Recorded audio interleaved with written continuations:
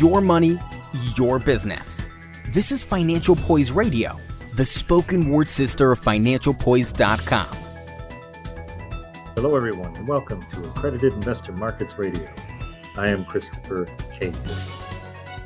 The interview today will be with Todd Ryden, CEO and founder of FNEX, Private Investor Marketplace. Mr. Ryden is also a Hoosier. Hoosiers are in the news, what with the Republican Party in the United States having nominated a Hoosier governor as the vice presidential candidate.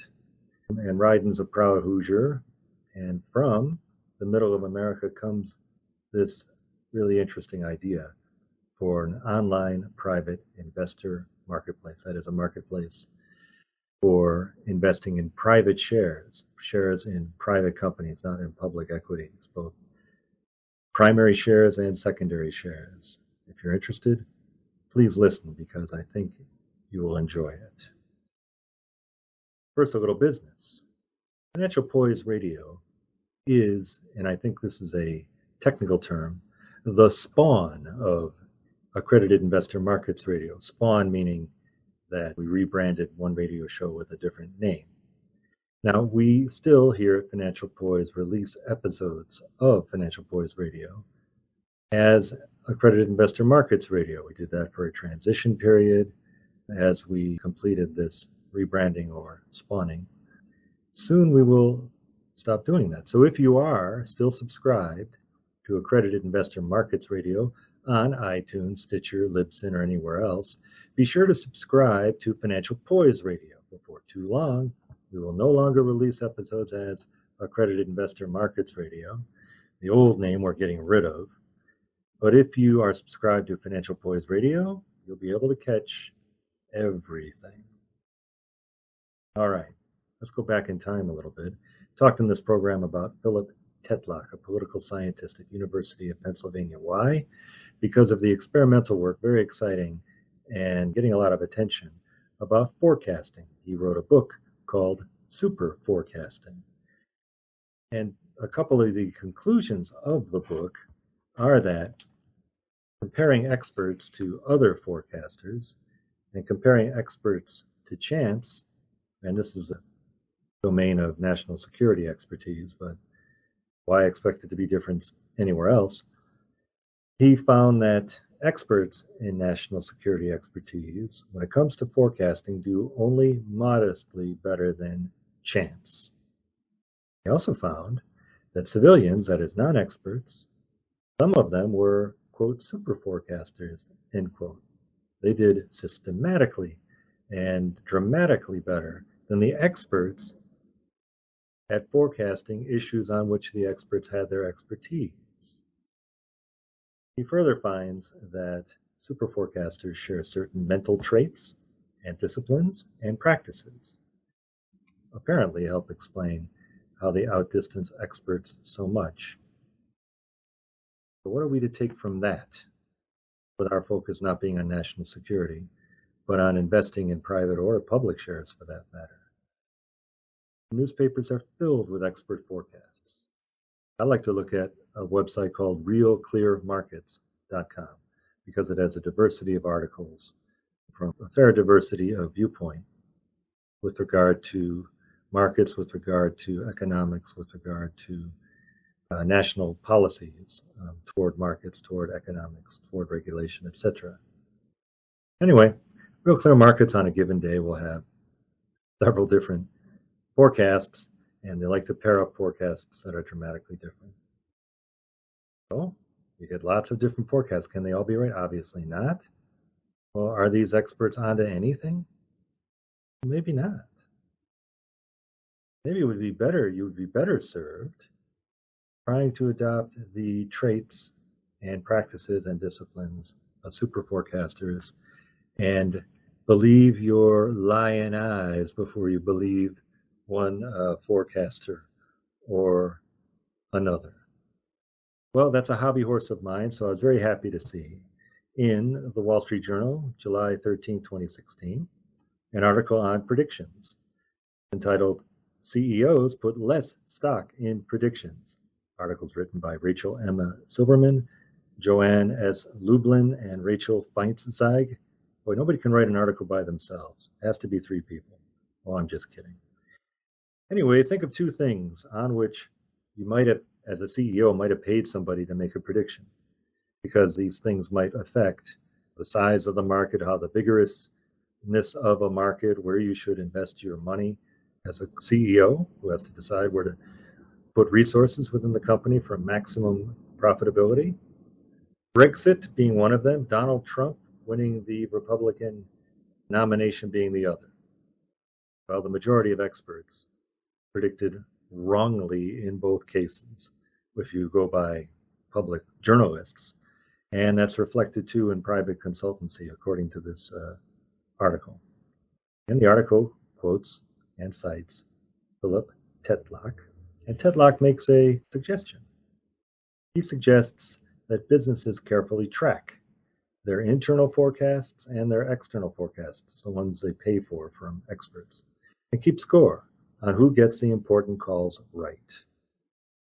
I like that. I like it when, at the end of football season, a forecaster will tell you just how well he or she did. Well, not too many economic forecasters will do that. They won't perform that service for you. So you're better off doing that for yourself to decide who is good, who is not. Just find a forecast you're interested in, copy it, put it in your Outlook for a year from now, and see how they did. Another suggestion was made by Eric Reese, a management consultant who helps startups and established firms like GE navigate uncertainty.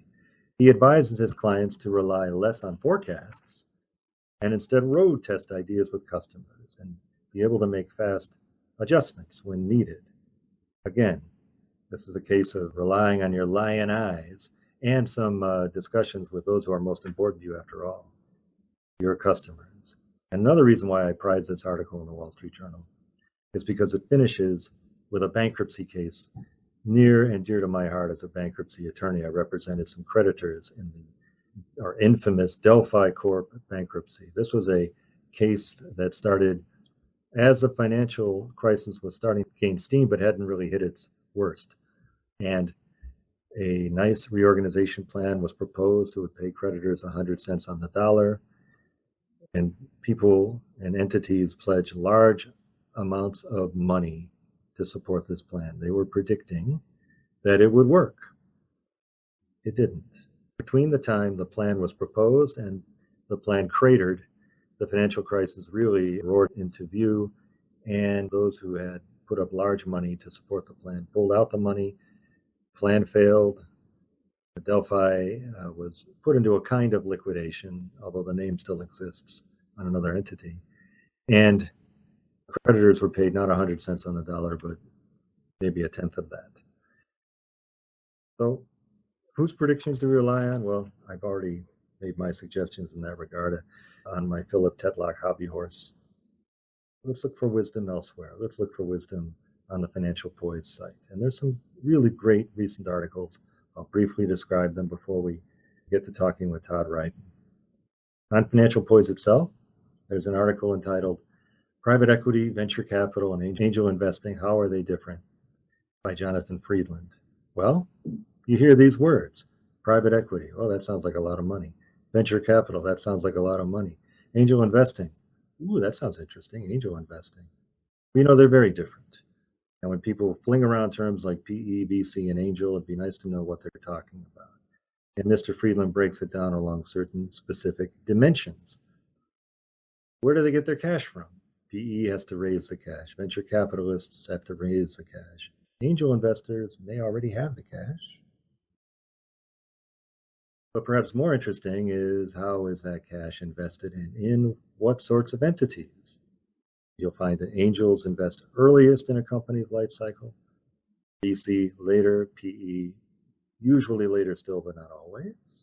How long do these investments, how long does the PE, VC, or angel hold the investment?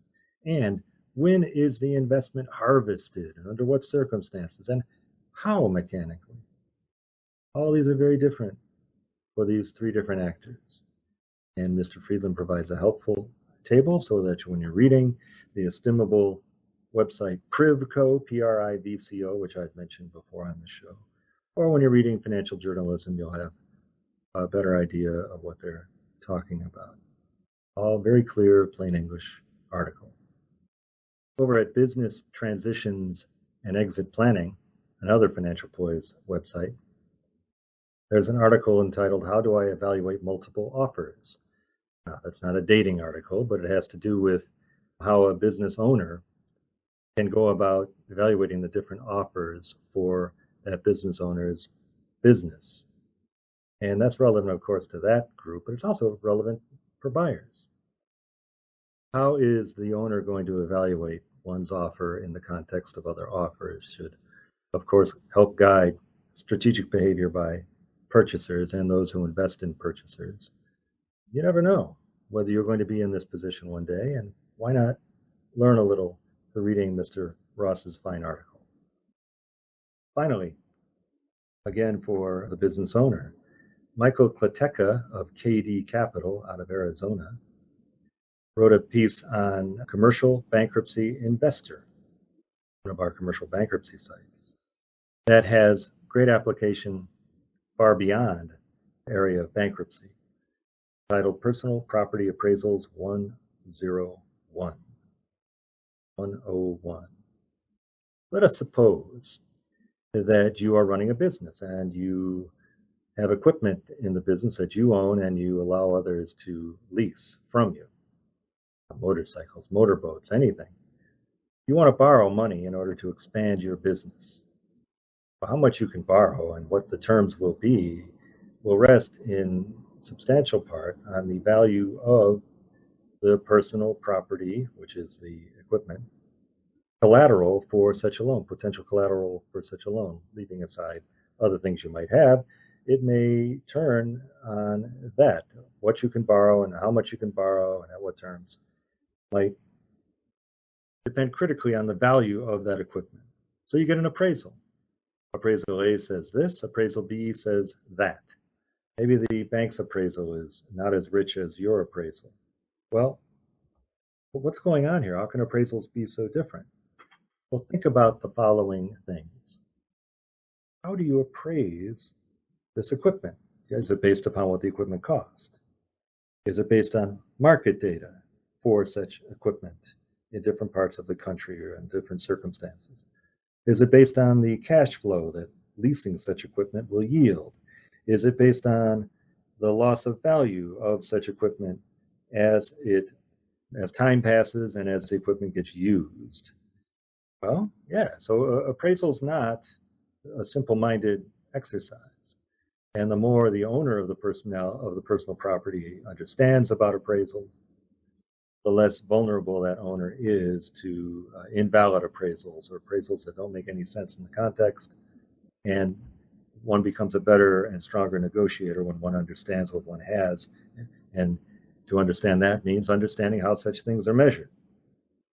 The article helps one begin to understand what questions to ask of appraisers and others who are brandishing appraisals at important points of a business's life cycle. Let's get to the interview then. We're here with Todd Ryden. Todd Ryden has practiced law. Well, gee, I've done that. But the difference is he has founded and sold several enterprises, including a list here: cable and high-speed data provider, bottled water brand marketing group, real estate development company, and a national utility management services provider.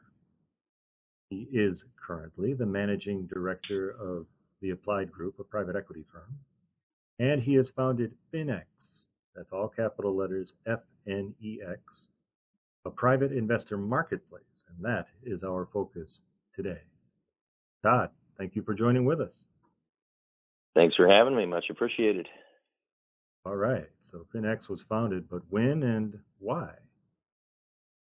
Well, that's kind of a lengthy answer, so I'll try to be brief on it. I mean, really, we recognize the lack of any solution in the marketplace for private investors to find alternative investments. And And frankly, there's a prohibition on marketing those type of instruments. And so they'd always been, a highly fragmented space.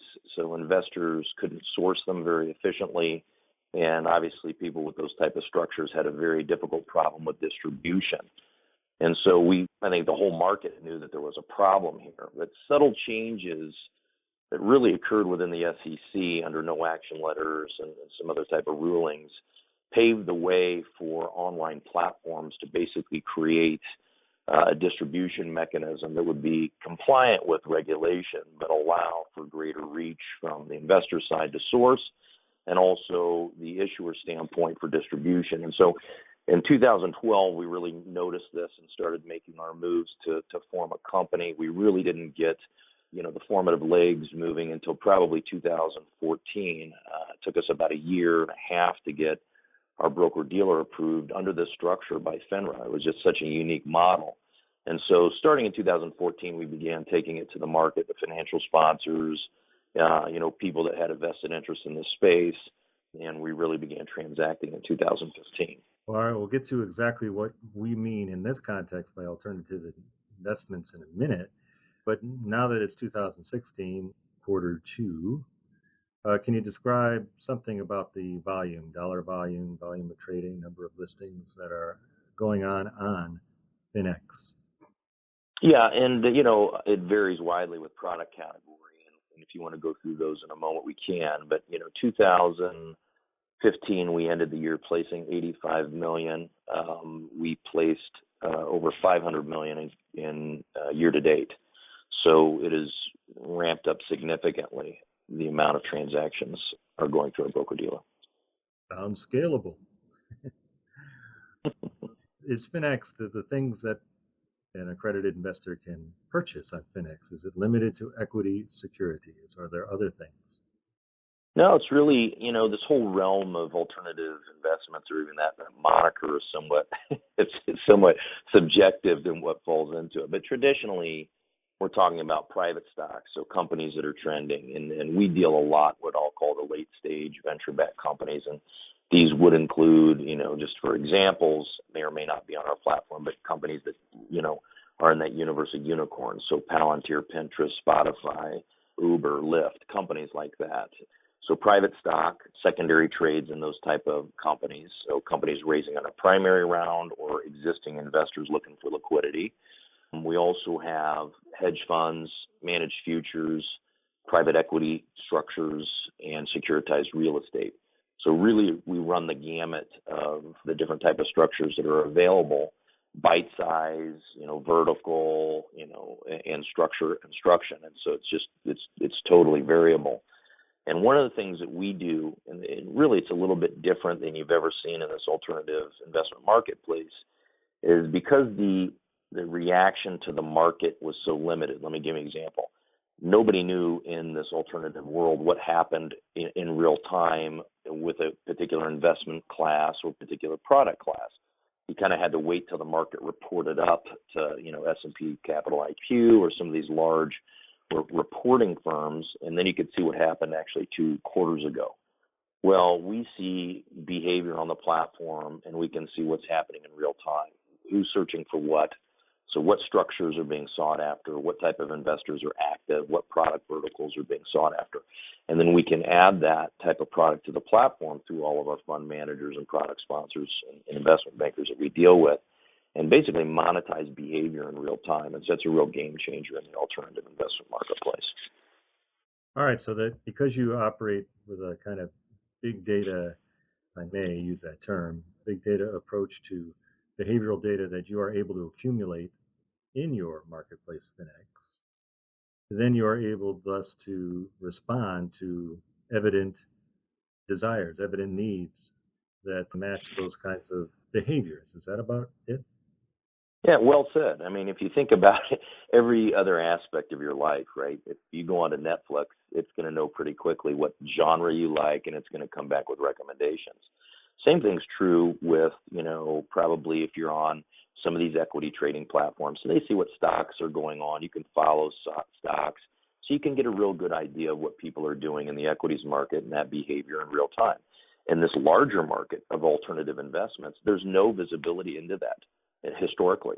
And so you had no idea what was trending or what was of interest. Maybe anecdotally, a bank would know what was going on with its own real estate desk, its own book of business and clients. And maybe somebody in upper management would know within that bank, what was going on in various segments. But, to see the market from a higher level, what's happening in particular verticals en masse, or what type of investors are trending for particular structures, it was untenable. You couldn't put that type of data together. And so with us having a centralized marketplace with all these touch points available, we can see that type of granularity. And so we think that's a real differentiator. And as we grow, obviously that data gets more and more powerful, and we begin to, serve the client better and also serve the issuer better by, revealing that type of information. So that there might be a timely introduction of a particular kind of alternative asset to which evidently the market will respond.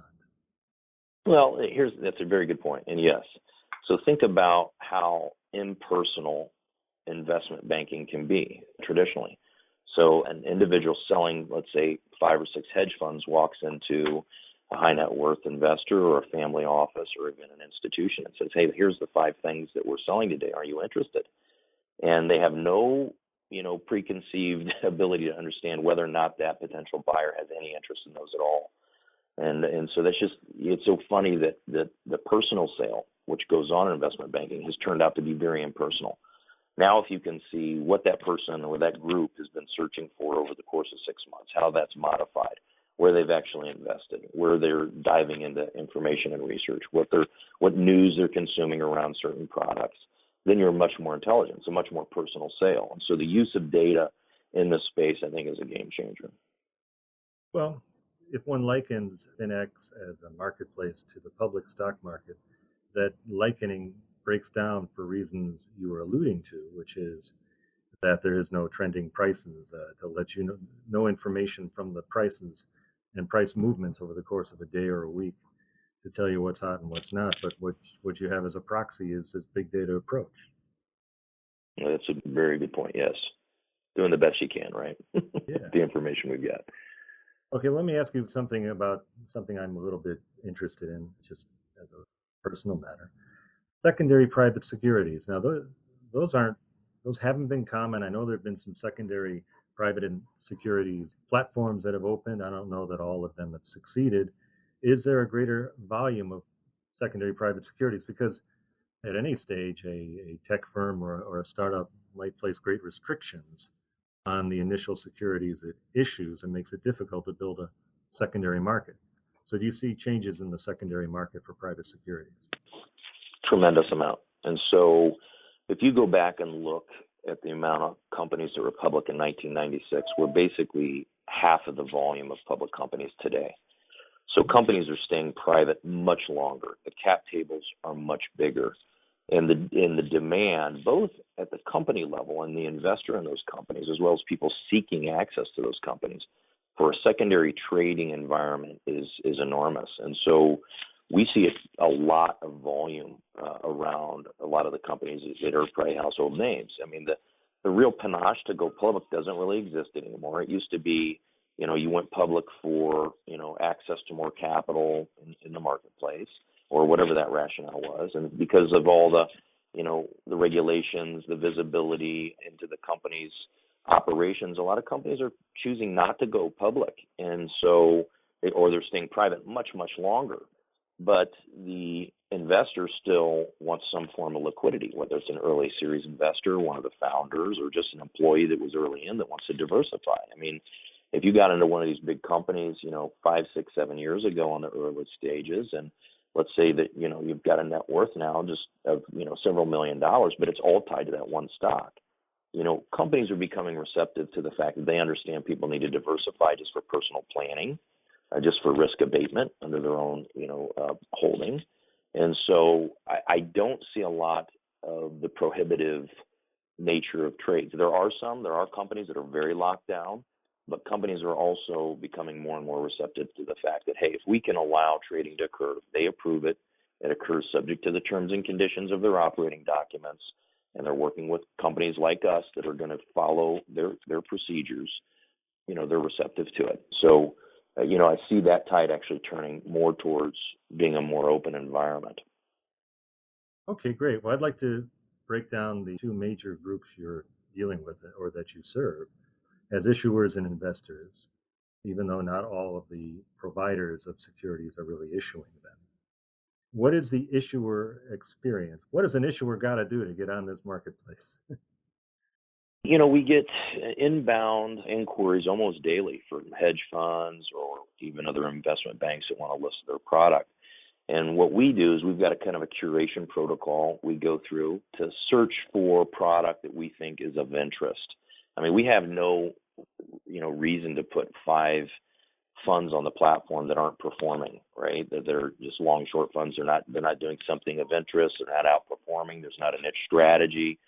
So you can understand that we probably have a lot of inbound product that we don't want. So we curate content that we think is going to be interesting and attractive. And then also we do our own review of the product. And so, and then we enter into a contract with the issuer to actually place the product on the platform. And so, which is, where our fee side comes from. It's all sell side generally on the platform. The investor experience it's really what they want it to be for themselves. They come into the environment. There's a protocol that they have to follow to gain access, questions they have to answer, boxes they have to check, affirmations they have to make to gain access. What type of investor are they? And the type of investor they are dictates the type of product they get to see. So if they're an institution, they're going to be able to really see about anything. If they're an accredited investor, they're not going to see product that's only available to institutional investors. And then they can set up their own protocols on, searches, what type of product that they're interested in, verticals, even geographies, and kind of, go through their own, shopping, if you will, on their own time. Now, we also are available here at the office to take inbound inquiry from investors. We have investors that will call and say, hey, I didn't see XYZ on your platform, but we're interested in this. And we do go out and source as well. So, if it makes sense, if it's a large enough type of an inquiry, we'll go out and source, because generally we find if one investor is looking for something, others are as well. So whether it's a particular type of company or structure, and that's happened on numerous occasions where we found that family offices and individuals were looking for more access to, let's say, multifamily type real estate structures. And so we would go out and find that type of product, put it on the platform, and it gets funded through, many type of investors. And so that's proven to be successful, just reacting to our investors. Well, there's something you alluded to for investors, which is that an investor can sort by geography. If the investor is particularly interested in something of a certain class in the southeastern United States, maybe if it's a real estate kind of investment, one might rationally sort it out by geography, or one might sort it out by asset type or by hedge fund strategy. In other words, an investor can customize what he or she looks for, or what it looks for, and also get alerts over time. Right. And I also wanted to thank you, Todd, for not using the term bespoke when you described it, because it's become the word. It's become the posh word of the day, and I'm glad never to hear it. Although I just brought it up, so I apologize to everybody. There you go. But as far as issuers, you do curate. Have you ever had to delist any? And when an issuer, using the term as loosely as we have on this program, when an issuer lists with you, can it list with others? Are there any restrictions on it in that regard? Okay, first question, have we delisted? Yes. If we see that we're just not getting traffic, I'm not doing anybody any favors by continuing to have that structure on the platform. So if it's really just the information is not being consumed, people aren't interacting with it, then over time we will delist it. The other question, give it to me again, Chris. The other part of the question was after delisting. May an issuer list with other platforms? Can they step out on it? Yeah, they can. I mean, we try to discourage it. They can. If it's a private structure, like in a secondary scenario, we generally have to have exclusivity, just because you can create a lot of confusion in the market if multiple people are trying to sell the same tranche. Then it projects itself to the market that there's multiple sellers out there when there may just be one, and so you end up bidding against yourself in a lot of circumstances. But with a primary or with a hedge fund, that's not really something that can happen in the market, and so we will allow it. We don't see it much, sometimes with PE funds. There are some other platforms out there that focus on PE funds, but that's not been an issue. It's not been a competitive problem for us where people say, hey, we're gonna be on other platforms as well. You offer access through the FNEX private investor marketplace to hedge funds and private equity. The moment I hear those two words from an investor perspective, I think, do I have $100,000? Do I have $1 million? And there are entities out there on this program. We had Sang Lee of Dark Matter, for example. And one of its missions is to aggregate smaller dollar investors together. And thus they're able to purchase limited partnerships in a private equity fund, for example. And that gives an indirect kind of access to interests in private equity and hedge funds that you could not get otherwise. Is that something you do? Is that relevant to what you do? It is relevant. It's not something we do, and I'm familiar with Dark Matter, and there's other companies out there like Artivest, iCapital Network that have really carved out a niche in that space where they go into a larger fund structure and basically create a feeder fund, if you will, for smaller investors to pool or aggregate their funding to meet the minimum into that particular fund. And I think there's great utility in that, because otherwise those investors don't have access. And that's kind of what we're doing as well, right? We're putting investors in equal playing field with what you would see traditionally with the large, institutional type investors. We're giving the accredited investor access to those type of trades. And I think that's a similar type of a format where they can break down a fund structure so an accredited investor has access. I think it's a great utility. It's also demonstrative of just the attention to the space. Because those products are in demand, it just shows that there is a movement, a tidal movement of people becoming more aware that these products exist and they want access to it. And so hence these type of structures emerge and they're successful. And so, I think the last statistic I saw was something like 3% of accredited investors have any exposure to alternative investments at all. And then when you look at, not that they're in the same place as a foundation or institution, but those groups can be 60 to 90% exposed to alternative investments. And I think investors are becoming more aware and more educated. They see this boom bust cycle that has occurred in the traditional equities market. They understand that there may be alternatives to that. There's counter-correlated structures in the alternative market, or non-correlated strategies that aren't readily accessible. And sometimes, the high degree of liquidity in those markets can be detrimental to their position.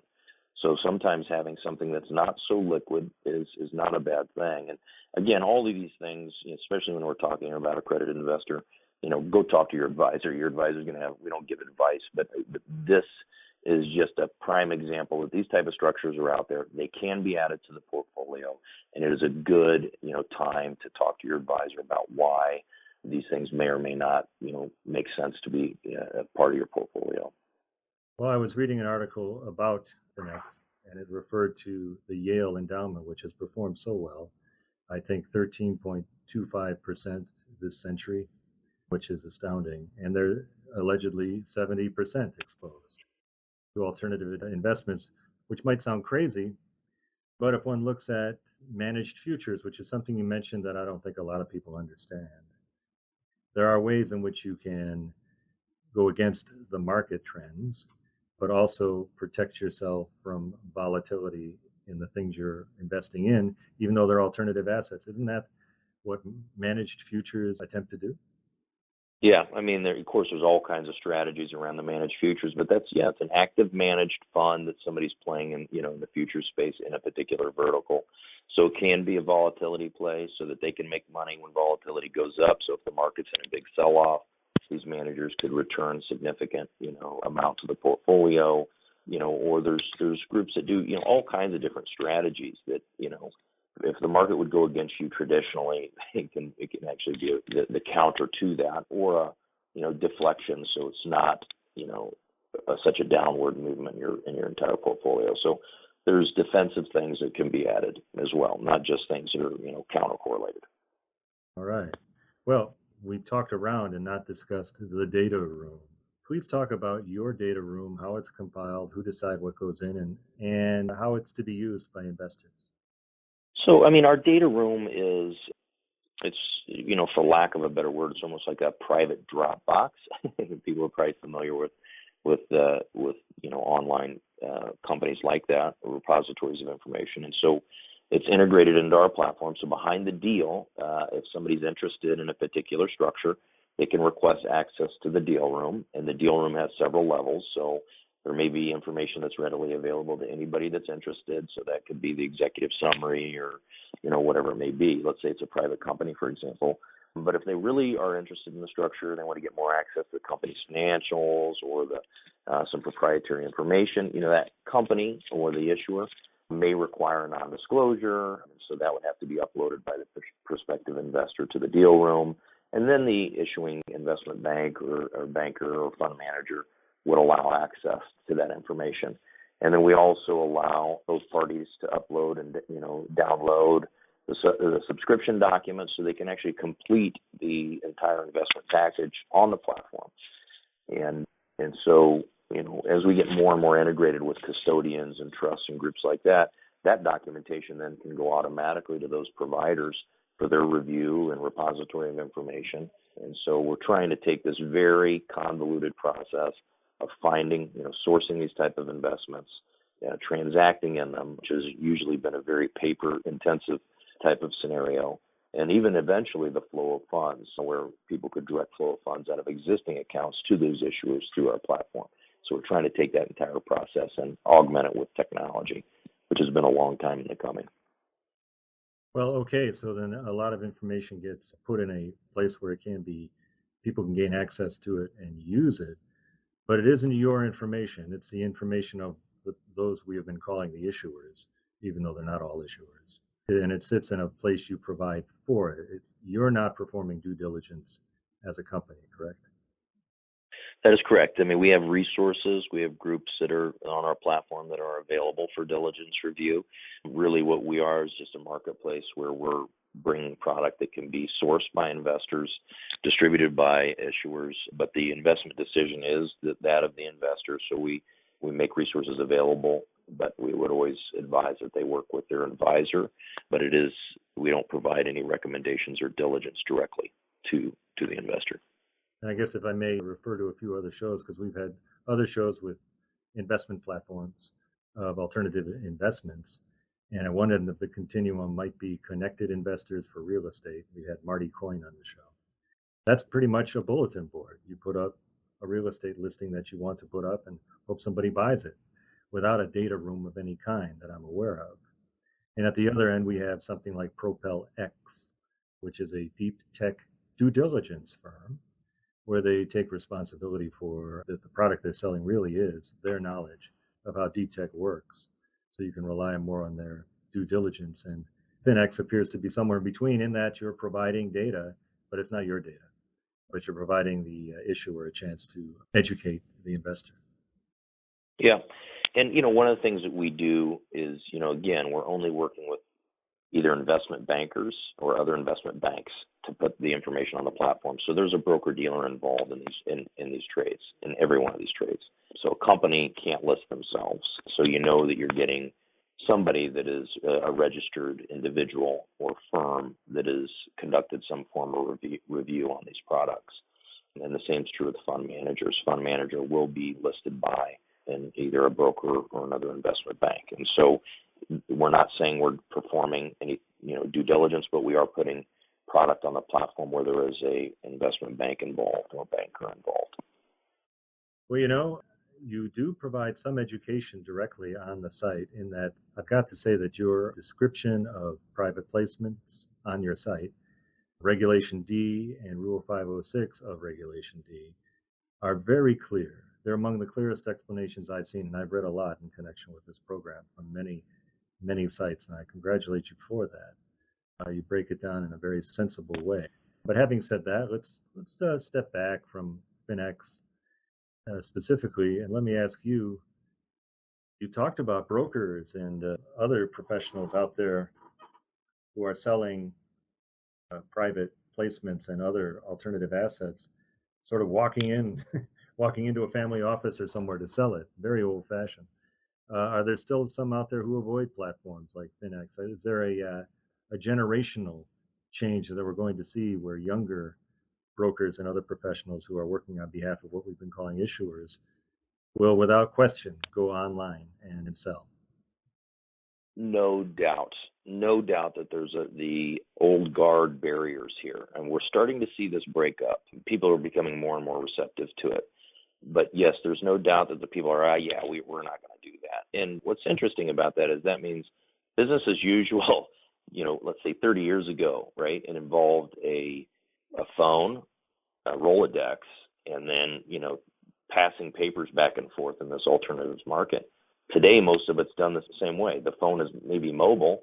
The Rolodex may be, your contacts list or in Salesforce, and maybe they email the documents back and forth, but that's still the same distribution model. So there's been no technological change there.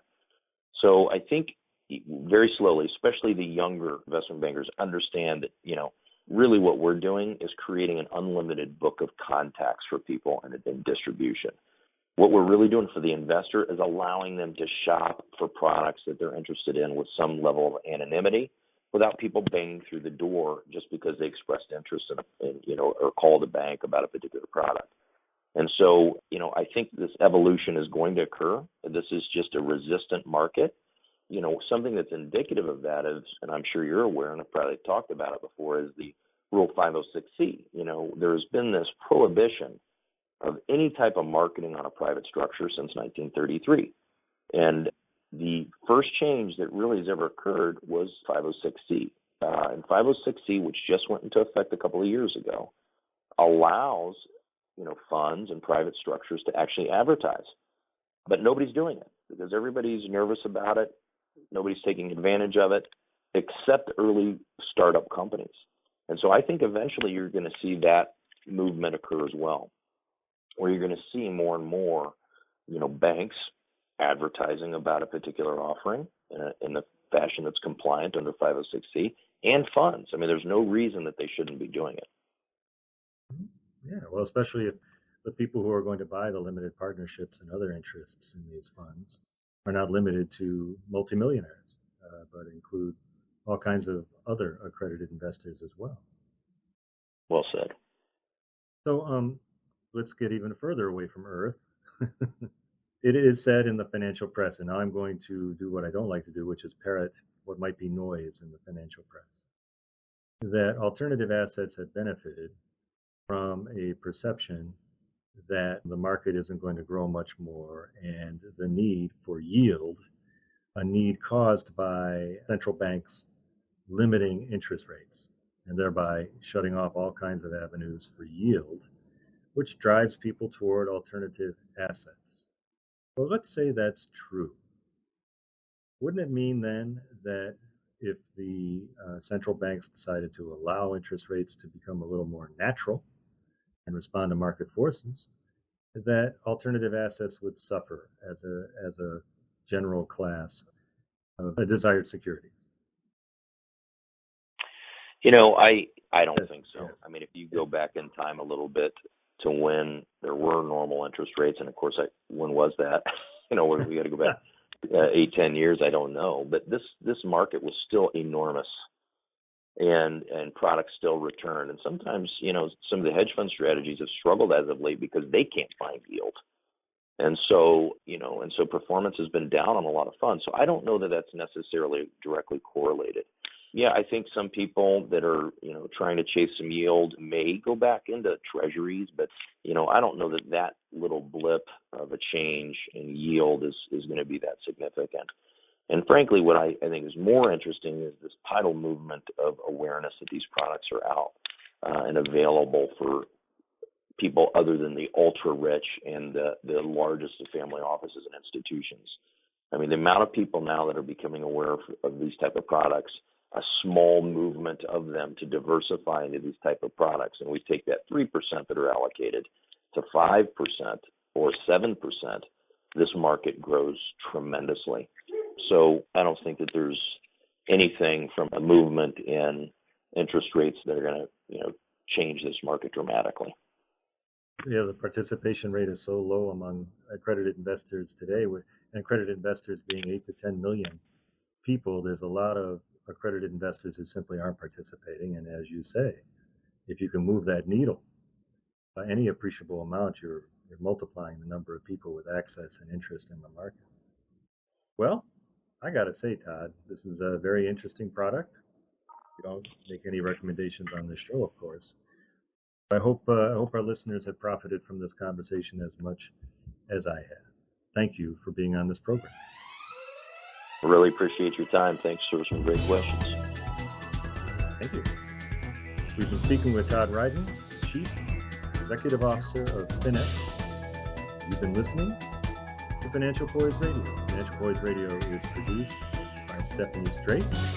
For more information, go to www.financialpoise.com. Thank you all for listening. Let's do this again sometime soon. Thank you for joining us. If you enjoyed this episode, you can subscribe through iTunes or Stitcher, or you can download our app from Libsyn. You can also listen right on our website, www.financialpoise.com. Each week, Financial Poise Radio brings you news and education about finance, investing, business, and law. To see a short written summary of this episode, go to www.financialpoise.com. Financial Poise Radio is a production of Financial Poise Radio Productions, LLC.